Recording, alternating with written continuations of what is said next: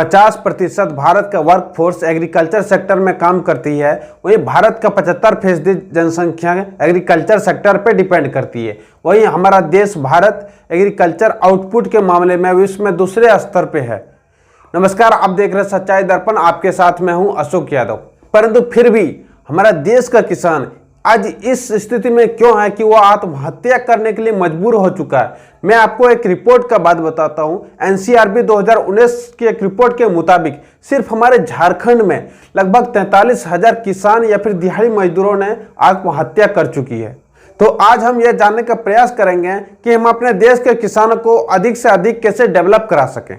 सबसे पहले हम यह जानने का प्रयास करते हैं कि जब हमारा देश आज से 76 वर्ष पहले जब आज़ाद हुई थी, उस वक्त से लेकर अभी तक यदि हम देखें तो भारत की जनसंख्या लगभग 4 गुना अधिक हो चुकी है, 4 गुना बढ़ चुकी है। यदि हम अपने देश के किसानों का बात करें तो एवरेज हमारे किसानों के पास 2 एकड़ जमीन ही होल्ड करती है।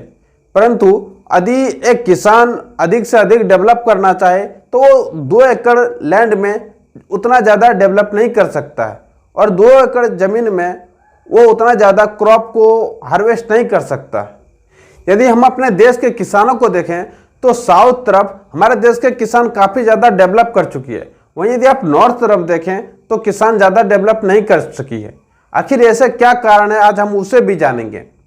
यदि सिर्फ मैं अपना झारखंड का बात करूं तो मैं आपको बता दूं कि झारखंड का जो किसान है अधिकतर धान की खेती करती है, और आपको भी ये पता होंगे कि धान की खेती में सबसे अधिक पानी की आवश्यकता होती है, और हमारे झारखंड में पानी की बहुत अधिक किल्लत है।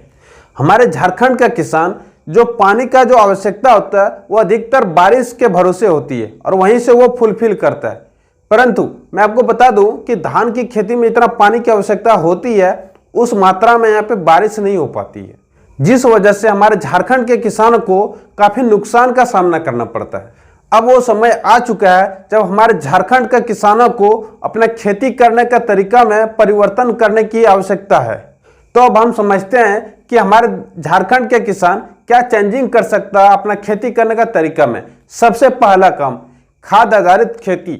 हमारे झारखंड के किसानों को, हमारे देश के किसानों को भी खाद आधारित खेती छोड़ने की आवश्यकता है, क्योंकि हमारे जो झारखंड के किसान, हमारे जो देश के किसान है, जो खाद का उपयोग कर रहे हैं खेतों में, उससे हमारे खेत का मिट्टी कमजोर हो रही है, हमारी मिट्टी बंजर हो रही है। तो हम खाद आधारित खेती को यदि छोड़ते हैं तो वहाँ पे हम क्या कर सकते हैं। तो मैं आपको बता दूं कि जैविक खेती को हम शुरू कर सकते हैं।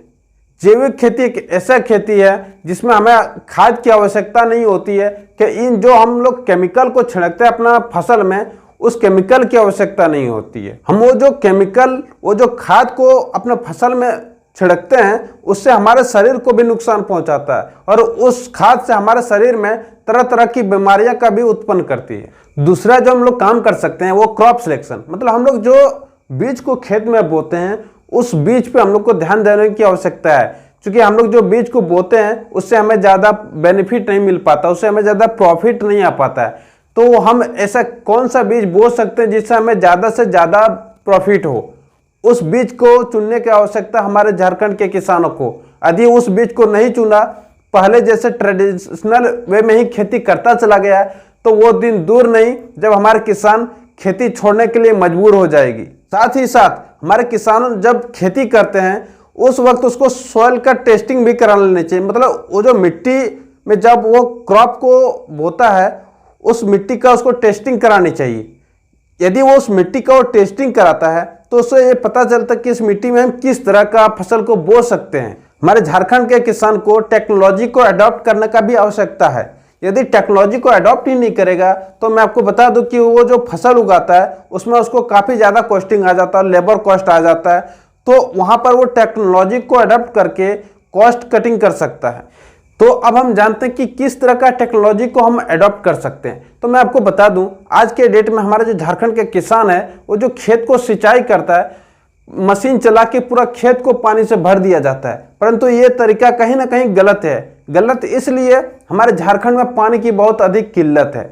तो वहाँ पे हम ऐसे क्या कर सकते हैं, तो वहाँ पे हम ड्रिप इरिगेशन का यूज कर सकते हैं। ड्रिप इरिगेशन क्या है? ड्रिप इरिगेशन एक ऐसा सिस्टम है जहाँ पे बूंद बूंद सिर्फ फसल के जड़ को पानी देता है और इस माध्यम से बहुत कम पानी की आवश्यकता होता है। मैं आपको बता दूं, जहां आप 100 लीटर पानी को यूज कर रहे हैं फ्लड इरिगेशन में, वहां पे सिर्फ 10 लीटर पानी में ही आपका खेत का सिंचाई हो जाता है।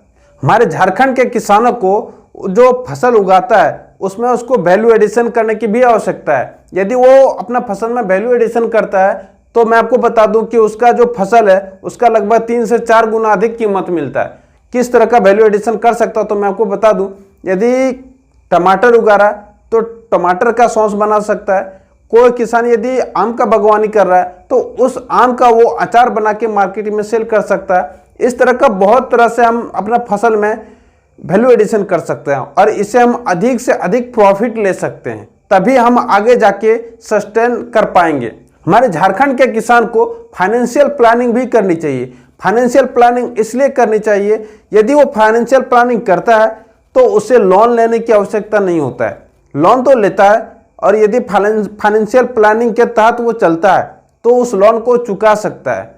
परंतु हमारे झारखंड का जो किसान है, अधिक से अधिक किसान जो लोन लेता है लोन को चुका ही नहीं पाता है और इसी वजह से कहीं ना कहीं हमारे झारखंड का जो किसान है आत्महत्या करता है। हमारे जो झारखंड के किसान है उसका पिछड़ा होने का सबसे बड़ा कारण हमारा झारखंड सरकार है। मैं बार बार बोलूंगा इस बात को, क्योंकि हमारे झारखंड सरकार ने हमारे झारखंड को लूट लूट कर कमजोर कर दिया, यहाँ के किसानों को गरीब बना दिया, यहाँ के युवाओं को बेरोजगार कर दिया, लेकिन अपना जेब भरने से कभी नहीं चुका है। हमारे झारखंड के किसानों पे थोड़ा सा भी ध्यान दिया होता यहाँ के सरकार ने तो हमारे झारखंड का किसान आज इस हालत में नहीं होता। आने वाले दिनों में हम फिर चर्चा करेंगे अपने झारखंड के किसानों के बारे में कि कैसे हम उसको अधिक से अधिक डेवलप कर सकते हैं।